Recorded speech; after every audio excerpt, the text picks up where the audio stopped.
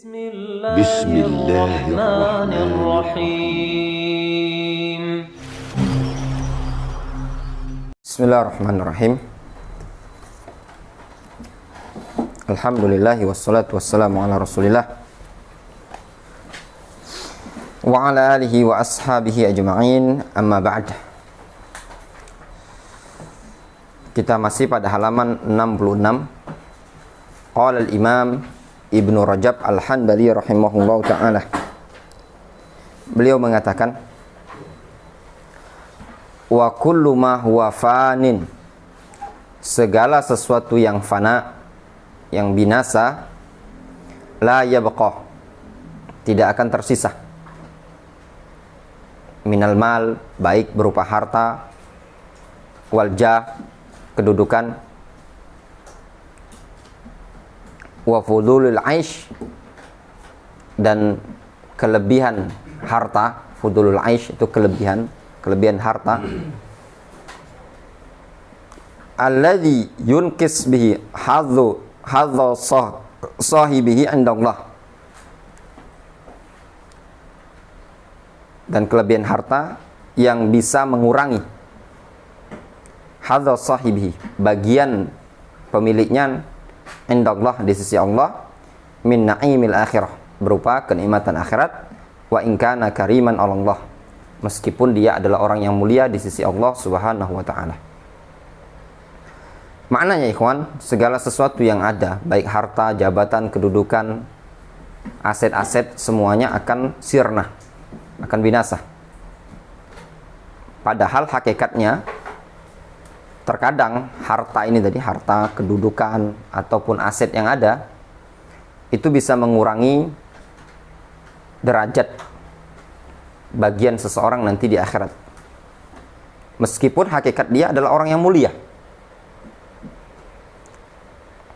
dia adalah hamba yang bertakwa di sisi Allah Subhanahu wa ta'ala.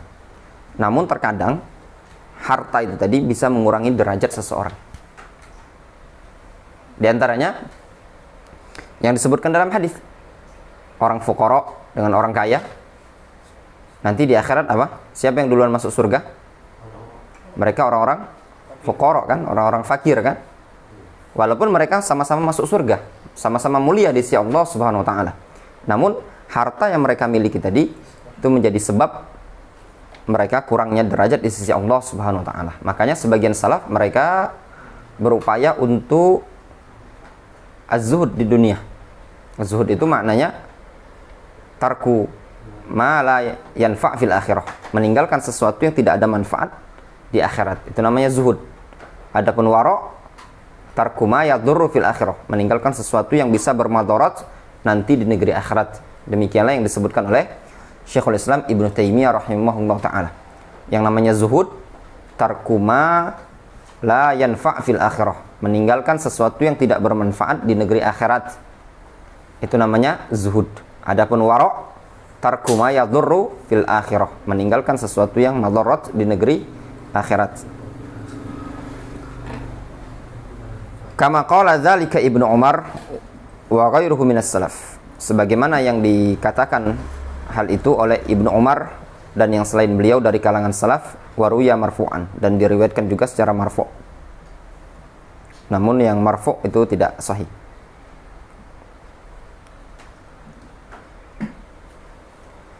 Wa aujaba dzalika ay yakuna bainal 'abdi wa baina rabbih 'azza wa jalla ma'rifatan khassatan.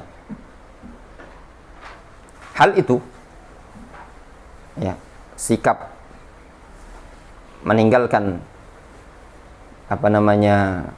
ilmu ini tadi, ya, sikap ilmu seseorang taat kepada Allah Subhanahu wa ta'ala tatkala dia mempunyai ilmu yang bermanfaat yang bisa menunjukkan kepadanya dua perkara, yaitu apa? Mengenal Allah dan mengenal perkara-perkara yang dicintai oleh Allah Subhanahu wa ta'ala, sehingga membentuk bagi dia apa? Khusyuk, tawadhu, dan taat kepada Allah Subhanahu wa ta'ala, serta meninggalkan yang namanya perkara-perkara yang bisa membuat hatinya rusak, lalu dia merasa jiwanya tadi merasa cukup, merasa kenyang dengan perkara dunia ini tadi. Nah, tindakan seperti itu tadi akan menyebabkan dia ayyakuna bainal abdi wa baina rabbih azza wa jalla ma'rifatan khassah. Sehingga terjadilah antara dia dan hamba tersebut ma'rifatan khassah. Jadi antara Allah dan hambanya ada ma'rifatan khassah, ada pengetahuan yang khusus. Maknanya seorang hamba tatkala mendekatkan diri kepada Allah Subhanahu wa taala dengan ketaatan, betul-betul hati dan zahir dan batinnya tadi ya. Zahirnya tadi taat kepada Allah dan batinnya juga sudah merasa cukup dan qanaah, bisa menimbulkan ma'rifatan khassah, pengetahuan yang khusus antara dia dengan Allah Subhanahu wa taala. Maknanya apa? Kalau Allah Subhanahu wa taala sudah mengenal dia secara khusus, fa in sa'alahu a'tahu wa in da'ahu ajabahu. Kalau seandainya dia meminta kepada Allah, maka Allah Subhanahu wa taala akan memberinya. Wa in da'ahu ajabahu. Dan kalau Allah Subhanahu wa taala atau kalau dia berdoa kepada Allah, ajabahu, Allah akan mengabulkannya. Kama qala fil haditsil ilahi, sebagaimana yang disebutkan dalam hadis qudsi. Al-ilahi itu hadis ketuhaan atau ilahiyah. Hadis ilahiyah maknanya hadis qudsi.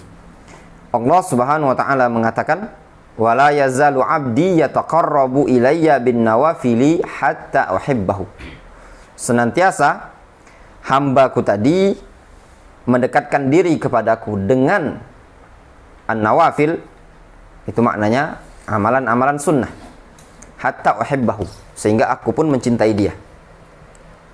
Setelah seseorang menjalankan ketaatan ya ikhwan, maka hendaknya dia menjalankan amalan-amalan yang sifatnya sunnah. Maka semakin banyak dia melaksanakan amalan-amalan yang sifatnya sunnah, maka dia akan dicintai oleh Allah Subhanahu wa taala. Kalau dia sudah dicintai oleh Allah Subhanahu wa taala, maka akan membuahkan hasil yang disebutkan dalam ujung hadis ini. Ila qaulihi fala in sa'alani la u'tiyannahu wa la in ista'adzani la u'izannahu.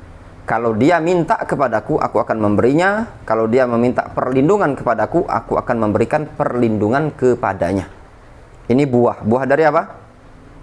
Buah dari menjalankan ketaatan yang sifatnya sunnah. Maka dia pun akan semangat beribadah, dibimbing oleh Allah Subhanahu wa taala. Sebagaimana disebutkan kelanjutan hadis ini tadi, Allah Subhanahu wa taala akan menjadi apa? Menjadi pandangannya, menjadi tangannya, menjadi kakinya. Itu maknanya apa? Allah Subhanahu wa taala memberikan taufik kepada pandangannya, pendengarannya, kepada tangannya, kepada kakinya untuk berjalan di atas ketaatan. Makanya ya ikhwan, ketika seseorang semangat, itulah ya, ketika antum lagi masa-masa semangat, itu kejarlah. Jadi kapan kita melaksanakan ibadah tadi? Pada masa-masa semangat. Ada kesempatan antum masih bujang, belum menikah, antum kondisi belum banyak kesibukan, tugas antum belajar. Maka pada saat inilah masa-masa antum untuk banyak ibadah. Antum puasa-puasa sunnah, salat-salat sunnah, qiraatul Quran, zikir, menuntut ilmu. Itu masa-masa antum bisa antum maksimalkan di masa sekarang ini. Nanti kalau antum udah tidak lagi mungkin belajar, dalam artian antum sudah tersibukkan dengan aktivitas antum tidak akan bisa lagi mundur ke belakang. Jangan antum kira, oh kalau anak kaget udah ngajar, tidak lagi belajar, itu anak bisa murojaah terus. Enggak, justru antum nggak akan bisa murojaah. Mungkin bahkan antum pun mau menghafal itu tidak ada waktu. Antum bisa mengandalkan hafalan yang dulu pernah antum hafal ketika antum fi marhalatit thalab. Itu hal yang jarrabnah, yang sudah kita alami. Sangat benar dulu anjuran dari masyayikh, guru-guru kami dulu, untuk menganjurkan untuk menghafal ketika masa-masa menuntut ilmu. Karena kalau sudah keluar dari markiz al-ilmi, keluar dari pondok pesantren, itu sudah masa-masa untuk menghafal itu udah susah, berat, banyak kesibukan. Ibadah tidak seindah ketika masa-masa bujang. Makanya ketika antum pada masa-masa ini tadi, ya udah fokuskan dengan apa yang antum raih. Ya, kecuali ya antum memang ada target, dalam artian ya ini dalam artian target itu misalkan gini, antum ya mau nikah dulu Ustaz, anak pending dulu belajarnya, nyari gawian dulu cak 2 bulan 3 bulan dagang dan lain-lain, itu beda lagi. Namun kalau kondisi antum masih bisa untuk fokus belajar, antum belajar. Kawan-kawan kita, ikhwan-ikhwan kita yang mereka sudah punya tanggung jawab ya, indahum ailah, indahum ayal, mereka punya keluarga, punya mas'uliyah, tanggung jawab, udah tidak bisa lagi belajar. Lahir anak pengantin baru, jangan dikira pengantin baru itu bisa taklim, enak taklim sama istri. Itu paling berapa kali taklimnya? Paling 2 kali sebulan 2 bulan. Bulan ketiga lenjor, istri lah berisi, bu lah hamil, berat, sungkan diajak taklim, suami lah malas juga taklim. Sudah lama-lama lahir anak, tambah lagi anak kedua, tambah lagi anak ketiga, ajurmiyah lagi tidak tamat. Iya, ini bukan hal yang antum tidak saksikan, ikhwan-ikhwan kawan-kawan kita. Kadang mereka punya niatan ingin belajar, fokus, namun kondisi tanggung jawab mereka yang menghalangi mereka untuk melaksanakan perkara yang sifatnya sunnah ini tadi. Wa fi riwayatin wala inda'ani la ujibannahu. Kalau seandainya dia berdoa kepadaku, aku akan, atau sungguh aku akan mengabulkannya. Wa fi wasiyatihi li Ibnu Abbas radhiyallahu anhuma, dan pada wasiat Rasulullah SAW kepada Ibnu Abbas, ihfadillah yahfadka, ihfadillah tajidhu amamaka, ta'arraf ila Allahi fir raha ya'rifka fis syiddah. Jagalah Allah, niscaya Allah akan menjaga engkau. Jagalah Allah, niscaya engkau akan mendapati Allah di hadapanmu. Ta'arraf ila Allahi fir raha, kenali Allah ketika engkau lapang, maka Allah akan mengenalimu ketika engkau susah. Ini juga ikhwan-ikhwan kita ya Allah, kadang sebagian ikhwan ketika dia lapang juga lupa dengan Allah Subhanahu wa taala. Enggak ingat. Belajar aja juga enggak. Taklim juga enggak. Ngumpul sama orang-orang soleh juga enggak. Sibuk. Alasannya sibuk. Diuji oleh Allah Subhanahu wa taala, jatuh. Sama baik, tambah jauh. Alasannya sibuk. Nyari duit, susah ekonomi, segala macam. Ikhwan, pesan anak kepada antum, dunia ini ginilah, dan antum kejar nanti datang sendiri. Rasul alaihi salatu wassalam mengatakan, man kana himmatuhu, atau man kanatid dunya hammahu, hadis dari Zaid bin Thabit disahihkan oleh Syekh Muqbil rahimahullah taala, man kanatid dunya hammahu, barang siapa yang dunia adalah cita-cita di hatinya, yang dipikir dia sama dunia, ja'alallahu al-faqra, atau farraqallahu syamlah, Allah jadikan centang perenang urusannya, susah menyelesaikannya tadi. Wa ja'alallahu al-faqra baina ainihi, dan Allah jadikan kefakiran ada di pelupuk matanya. Walam ya'tihi minad dunya illa ma kutibalah, dan tidak datang baginya dari dunia ini kecuali apa yang telah ditakdirkan oleh Allah Subhanahu wa taala kepada dia. Begitu juga sebaliknya. Wa man kanatil akhirah hammahu, barang siapa yang hamnya, cita-citanya tadi adalah negeri akhirat, jama'allahu syamlah, Allah kumpulkan seluruh urusan-urusannya. Maknanya seluruh urusan dia tadi akan dipermudahkan oleh Allah Subhanahu wa taala dikarenakan Allah yang mengumpulkan. Wa ja'ala al-ghina fi qalbi, Allah jadikan kekayaan itu di hatinya.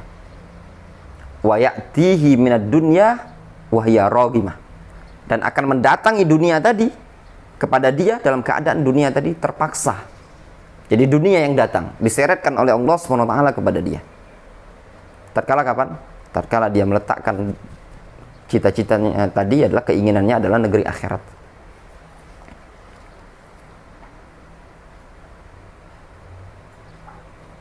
Dunia itu beginilah ya kawan. Orang yang belum merasakan manisnya dunia akan menganggap dari jauh itu manis. Namun antum tanyakan orang-orang yang punya dunia, ya, punya kendaraan mewah, punya rumah mewah, sama apa enggak tidurnya? Sama kan? Sama, mereka tidur, kita tidur. Bahkan mereka atau kita bisa melakukan apa yang tidak bisa mereka lakukan. Berapa banyak? Antum jangan dikira, oh kalau anak banyak duit Ustadz, itu bisa anak belajar itu fokus. Ya tak? Bukan fokus belajar itu bukan masalah duit, keinginan. Ya kan? Berapa banyak orang yang banyak hartanya, apa dia belajar? Coba antum udhkurli, sebutkan kepada anak. Siapa? Di belakang, jangan di majelis ini. Bisa via WA. Ustadz si fulan itu kayo, tapi dia fokus belajar. Kalau ada di Palembang ini tadi, bolehlah antum jadikan panutan. Tapi nyatanya kan, semakin banyak orang harta itu tadi, mana ada dia yang belajar? Kalau 100 itu paling 1. Segelintir dibandingkan yang 10. Kalau survei itu 10 paling 1 yang bisa belajar. Yang lainnya apa? Mundur. Kita ngelihat dari jauh, enak sekali ya mereka. Punya kerjaan mapan, harta banyak. Kalau mau taklim, ya paling mentok apa? Taklimnya daurah. Ya pada antum jangan minder ya ikhwan, thalabatul ilm dengan kondisi antum. Ketika antum lisanul ajam. Ya, lisanul ajam. Antum ketika disodori buku Arab yang seperti ini, antum bisa membaca fa sya'nu annal abda yakunu bainahu wa baina rabbih. Itu luar biasa. Yang dulu antum tidak bisa membaca, kemudian antum bisa membaca, itu luar biasa antum. Ya apa enggak? Disodori kitab antum yang gundul, ini ada ikhwan yang mungkin harta lebih banyak dibandingkan antum, pekerjaannya lebih mapan dibandingkan antum. Ketika duduk di hadapan antum bisa membaca, itu luar biasa. Belum lagi mungkin antum ngajinya lebih bagus dibandingkan dia. Belum lagi antum hafal seperti ini. Punya ilmu, antum punya hafalan, antum punya ilmu, hal-hal yang luar biasa yang tidak bisa mereka tempuh. Kalau seandainya mereka mampu untuk membeli ilmu tadi dengan harta yang ada pada mereka, tentu mereka duluan mendapatkan ilmu, ya kan? Iya kan? Banyak orang-orang yang kaya ya ikhwan untuk mendatangkan ustadz. Ya apa enggak? Berupaya untuk dekat dengan ustadz. Ya apa enggak? Apakah ilmu yang ada pada ustadz tersebut bisa ditransfer sama dia? Tidak bisa ikhwan.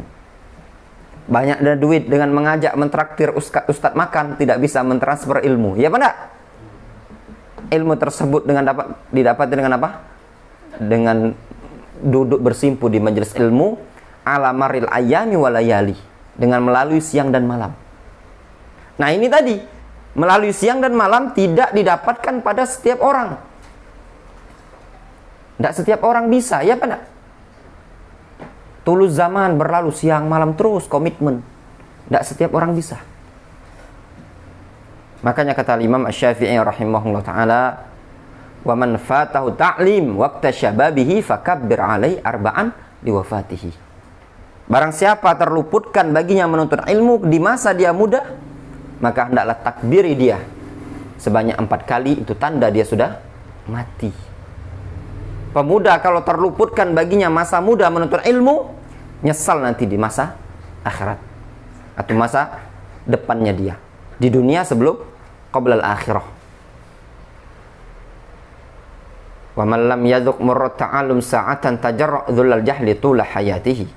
Kata Imam Syafi'i, barang siapa yang tidak mau merasakan berat pahitnya menuntut ilmu sekejap saja, butuh paling beberapa saat, setahun, 2 tahun, 3 tahun, dia akan merasakan bodoh sepanjang hidupnya tadi.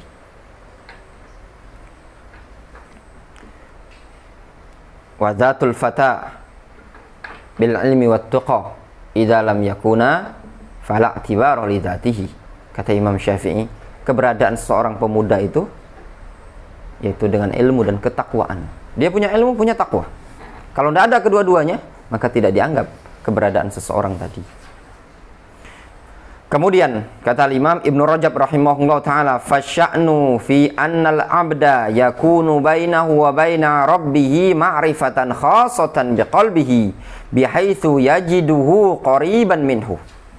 Sehingga kondisinya Fasya'nu, maka kondisi keadaan pada seorang hamba tersebut terjadilah antara dia dan antara Rabb-nya ma'rifatan khassah, pengenalan yang khusus dengan hatinya, dengan hati hamba tersebut. Dari sisi yajiduhu qariban minhu, dia akan mendapati Allah itu dekat dengan dia. Ya ikhwan, orang kalau merasa dekat dengan Allah Subhanahu wa taala, udah hidup ini tenang. Sehingga yang menjadi patokan bagaimana cara kita menjadi orang terdekat di sisi Allah Subhanahu wa taala. Walaupun hidup dewean, dia merasa apa? Merasa dekat dengan Allah Subhanahu wa taala, nyaman. Namun walaupun dia banyak kawan, tapi jauh dari Allah Subhanahu wa taala, tidak akan mendapatkan ketenangan. Dikarenakan ketenangan itu bukan bisa dirasakan bersama kawan, tapi dirasakan dalam hati.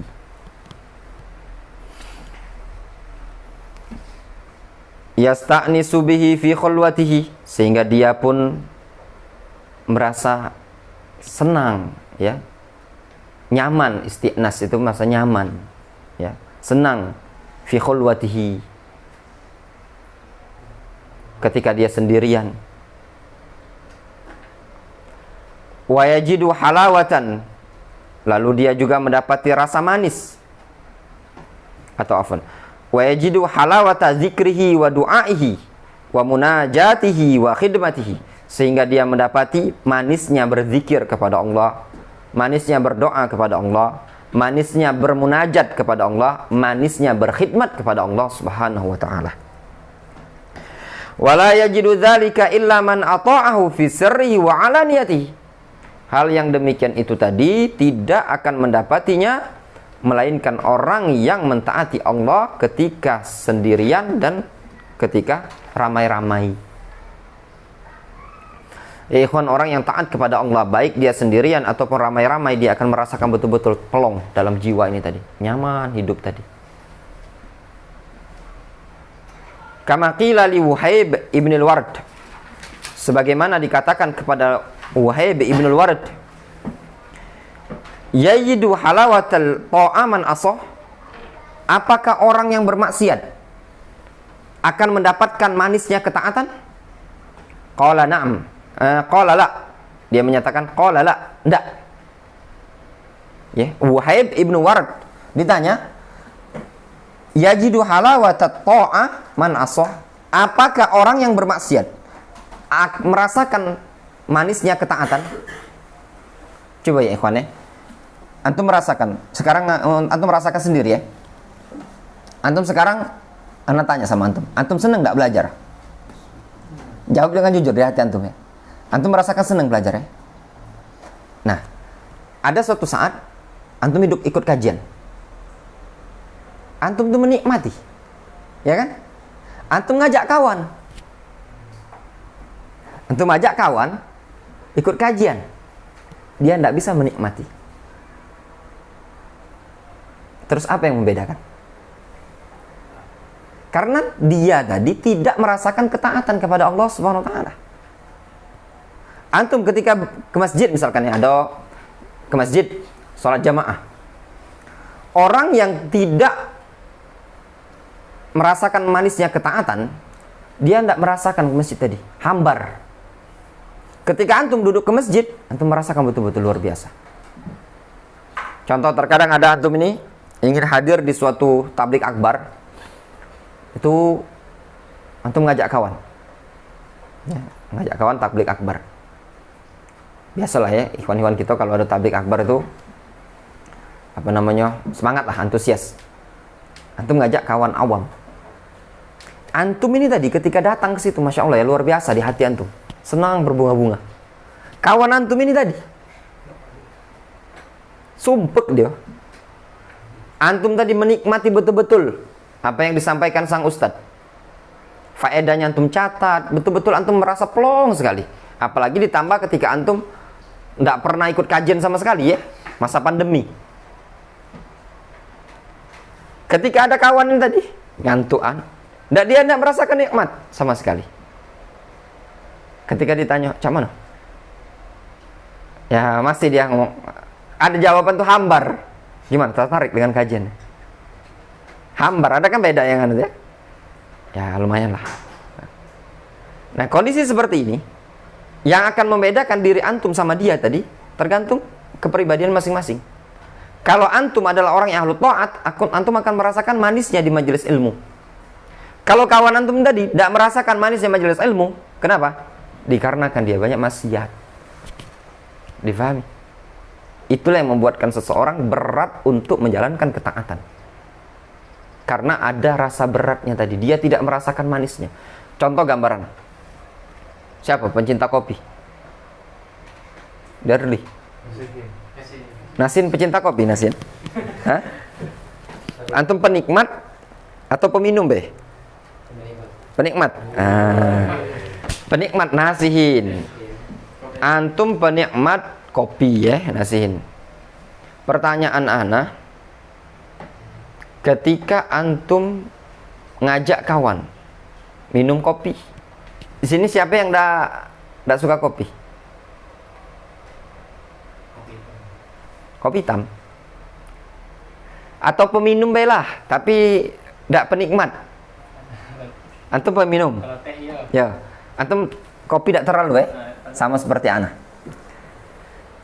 Minum antum, Nasihin tadi betul-betul merasakan. Ya enggak? Penikmat kopi itu luar biasa mereka. Betul-betul merasakan. Kalau kita, orang penikmat kopi itu mana ada minum kopinya? Bukan cak kita, karena kita tidak merasakan nikmat ya. Kita habis selesai. Ya enggak? Penikmat itu enggak seperti itu dia. Diminum sedikit, dirasa di lidah, di bibir. Itu penikmat kopi. Kenapa dia bisa seperti ini? Dikarenakan dia tahu kadar kualitas kopi ini tadi. Kalau kita enggak kan? Sudah, kalau kopi itu tadi laju sama baik dengan banyu biasa. Difahami? Sekali minum. Nah, begitulah gambaran orang yang ketika hatinya tadi sudah merasakan nikmatnya ketaatan. Itu yang dimasukkan oleh Ibnu Rajab rahimahullah ta'ala. Kemudian ketika si Wahib ditanya, yajidu halawata ta'a man aso, orang yang bermaksiat apakah mendapati manisnya keimanan? Qala la, dia mengatakan tidak. Wala man hamma, tidak pula orang yang man hamma, orang yang punya niatan.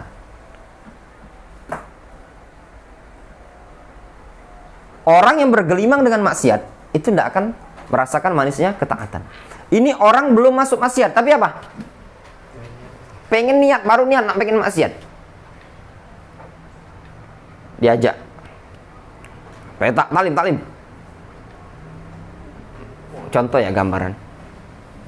Di majelis taklim sambil ngerokok.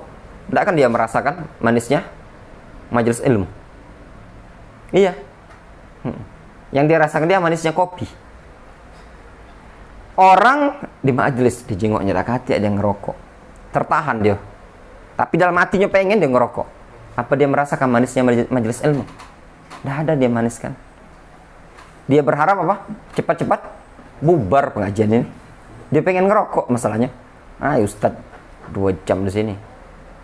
Apalagi yang cak kajian gitu dia anu tuh Dil. Caknya minggu depan caknya lah berkurang. Masalah bingung mereka mikirkan 2 jam kajian daripada jam 8 sampai jam 10. Peraturan udah boleh ngerokok lagi kan. Nah, seperti itu. Itulah gambaran ya yang disebutkan oleh salaf. Wa mata wajadal abdu hadza faqad arafa rabbahu. Wallahu ta'ala ala bisawab. Cukup ya. Dah jam 6 ana taklim.